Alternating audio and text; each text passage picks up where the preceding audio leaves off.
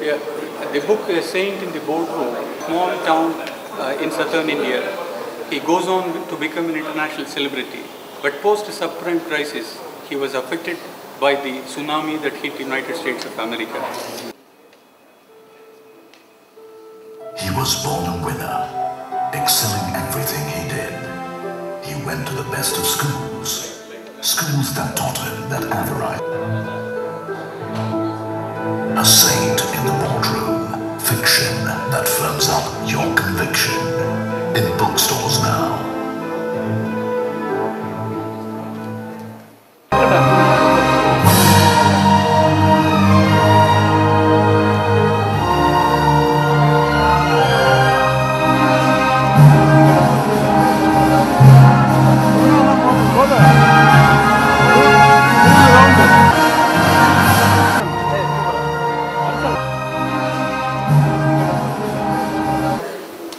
The medium of instruction was Tamil, and English was just a subject, and we had very little knowledge of the language itself. But when I see writers who are from this part of the world and writing in English, and when it's meant for the international public, the readers, it gives me immense happiness and a kind of a pride. Today, Durga Das is none other than many of the villagers like me who all long to read a book in a language that was really alien to most of us. And I got the book only yesterday afternoon. Respected Chief Guest, Mrs. Suhasini Maniratnam. Respected Guest of Honor, Mr. R. Sarveshwar. Respected Special Guest of Honor, Mr. Nataraj. Respected custodians of the conscience of our country, the press and the media, the distinguished dignitaries, ladies and gentlemen. At the outset, let me welcome you all for the launch of our book, A Saint in the Boardroom, this afternoon. Our hero, Arjun, he hails from Lalgudi, a rural town from southern part of Tamil Nadu. He migrates to US and he becomes an international corporate celebrity. As a perfect alignment, the book is launched by an international celebrity who also spent her formative years in a similar rural town in southern part of Tamil Nadu. Yes, I am talking about Mrs. Suhasini Maniratnam, who wears many kinds of caps: actor, director, writer, producer, all with perfection, all with many awards. Our interest in this social responsibility dimension is well known. We warmly welcome you, Mrs. Suhasini Maniratnam. I am happy to have on stage Mr. R. Sarveshwar, Chairman, CCCL, Chennai. I am happy because he has been watching, encouraging and supporting me in every one of my moves since my childhood. I am doubly happy because he received the first copy of the book, because he adds his fortune quotient to the book. Yes, he has been converting everything he touched into gold in the last decade or so. He started his company on 1,000 square foot rented space, and today he is delivering more than 100,000 square foot of constructed space every day. We thank you for accepting our invitation. We welcome you, sir. It is an honor and privilege to have Mr. Nataraj, former DGP Tamil Nadu. The courage, conviction and the character-driven competence, the theme of our book, is perfectly showcased by the presence of eminent people like you. We warmly welcome you, sir. Next is the media and the press. In a survey conducted for a PhD thesis, it was observed that the maximum number of respondents said that they would report to police when they find the 1 million rupees lying on the road with a fear that there is a chance of 25% probability, for a 25% probability that they would be caught on a camera by the camera installed over there. But the same question, when it was tossed up with the rider, that there is no camera installed over there, then to our surprise, 95% of the respondents said that they would take the money home. This shook us. We realized that the people are willing to dilute the principles and values when they know that they will not be caught. So therefore we felt the need for infusing values into the society through a storytelling effect. Next comes the rule. There is no dearth of rules today. With every new rule coming in, people find new ways to outsmart it. The DGP is here. I have to quote this. The thief is an artist, while the policeman is only a critic. Today, the accounting models drive the business models. In Enron, the so-called watchdogs, the auditors, became pet dogs with wagging tails. The cart was pulling the horse than the other way around. So therefore we felt it is not the rules, but the values alone can play a key role. The next trigger is that of realizing the ideal. The countless inventions of Edison, the cosmic genius of Charlie Chaplin, the magic of boundless compassion of Mother Teresa, and the charisma of Mahatma Gandhi all seem to be awe-inspiring to us. It is not the extraordinary knowledge of a superman, but it is the exemplary conduct of the ordinary man that gave them the leadership status. For the leaders, it was a natural expression and a spontaneous reaction. Leaders realize the ideal, while the followers idealize the real. We want more leaders to realize the ideals, and we do not want younger generation to alienate from the leaders on the ground of idealism, while most of the leaders lived a very, very simple living. The next trigger is that of dharmic governance. Post-recession, the people at the lower and the middle levels, they are suffering more than the people at the top. We are sacking the office boys on the ground of recession.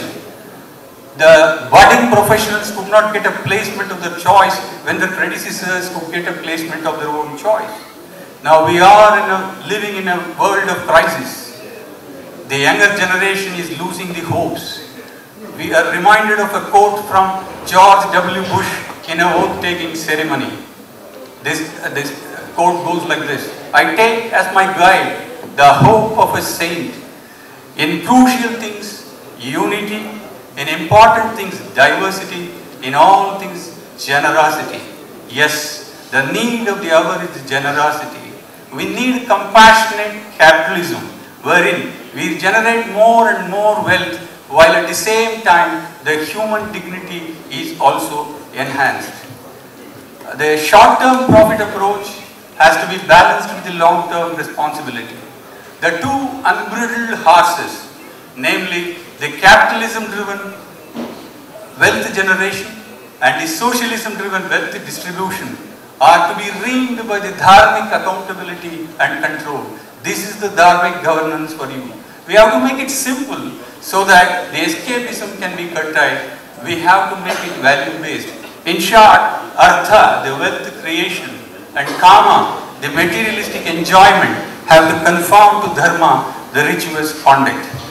The next trigger is of answering the questions arising in the minds of executives today. In this digital world, with intense competition, repositioning compulsions, shortened product cycles, ever-falling demand, ever-diluting margins, the corporates have to be lean enough. அந்த role model நடைமுறையில் வாழ்ந்து காட்டியிருக்காங்க. So அதனால் அவங்க நடைமுறையில் வாழ்ந்து காட்டினதை நம்மளால செய்ய முடியும்னு சொல்கிறோம். யார் அந்த 3 பேருங்கிறது நான் சொல்ல விரும்பல. ஏன்னா எங்களோட கான்ஷியன்ஸ் படி our faith, on them is pure, unconditional, absolute. அவங்கள we don't want to use in the promotional strategies, we don't want to use their names. So therefore I am withdrawing their names. You can read from the book. But there are certain living role models. This is a question for you. The next thing is, Ronald Reagan said, it's a famous quote, When your neighbor loses the job, sometimes English, sometimes Tamil, please pardon me. When your neighbor loses the job, you call it as a normal business cycle. But when you lose your job, you call it as a great recession. Adhe madri. The business preacher, the ethics preachers say, business ethics is the bottom line. The ethics practitioner says, bottom line only is the business ethics. There is a divergence. Now if you ask me, we talked as a practitioners, I have lived 30 years in the corporate career. I have lived as a functional entrant, I have lived as an entrepreneur, I invested money, I lost my money, and I came back from this more or less like the hero Arjun. So, and I have never diluted the values, nor my co-author who has 45 years of standing in the market. So, we are saying that we can live without sinning. This is possible. Last thing, the book, dedication, the book is dedicated to Manjunath, Satyendra Dubey, George Kuto, and millions of unsung heroes who do their job diligently and honestly, unmindful of the opportunistic behavior around them. Today, don't tell me there are nobody who is doing it. There are millions of unsung heroes. The book is trying to bring out these unsung heroes. People are living with honesty and diligence. Therefore, we should not allow the thinking that cutthroatness is a smartness. We should translate the good portion into the rest of them, and so that the values will prevail. So therefore, extend your values beyond home. First, no one likes to admit in front of the child that I am taking bribe. You can mark it. No one can admit. For the children, they say, live nicely, live honestly. They don't want to admit they are doing corruption. So we have to extend that values beyond homes. So therefore, I would say, mudiyumaanga kelvikku mudiyum, neengale modalla aarambikkalaam from your home. This is what is my answer. I have a question for you. The book is targeted mainly for the younger generations, the corporate world. So what do you think you have done special in the book so that the corporate people or the younger generations will actually look into the book? What is that something special? Yeah, the younger generation, unfortunately, they have not been told about the ancient scriptures in a simple form. I have not read Sanskrit, but for the purpose of writing the book, I went to the several Sanskrit slogas and I read the Vedas, Bhagavad Gita myself only for the first time. I did not do it during my professional life. So those things which the younger generation do not know has been simplified and has been told in a storytelling format. So our job is not to preach the younger generation. If we have to bring the younger generation to our book, how do we do that is the storytelling effect. Therefore, as long as we bring the younger generation towards our book, we are sure it will be taken care. So what we have done is to make it so simple and make it with a lot of storytelling effect so that the younger generation will be attracted. That is what we have done for the younger generation. Sir? Yes. Yes. A saint in the boardroom is not an oxymoron. A saint is not concerned with the generation of wealth. What is your take? A wonderful question. Is it an oxymoron? This is the same question which was written by one of my critical reviewers who is an American, who is a PhD student. He also raised the same question. I answered him and he very well appreciated. This is the answer for you. Now first of all, today's saints are not indulging in wealth generation. I don't know. Gautama Buddha, he came out of the palace and he went into wilderness in search of the salvation.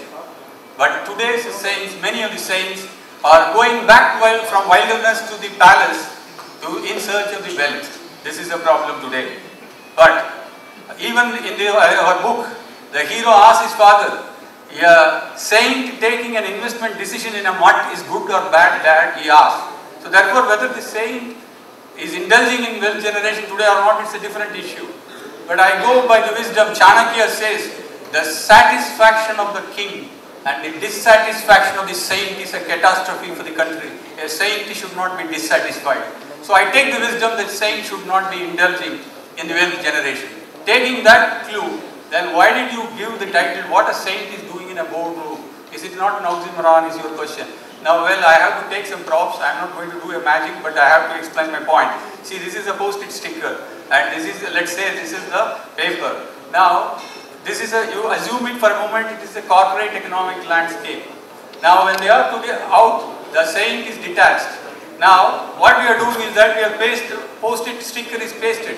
When it is pasted, this is attachment. That is, our saint in the boardroom should get attached to the corporate economic landscape as far as wealth generation. Now, as far as the wealth distribution and dharmic accountability and control, he should be unbiased. Like a post-it sticker, it should come out without leaving the traces of the glue on the paper.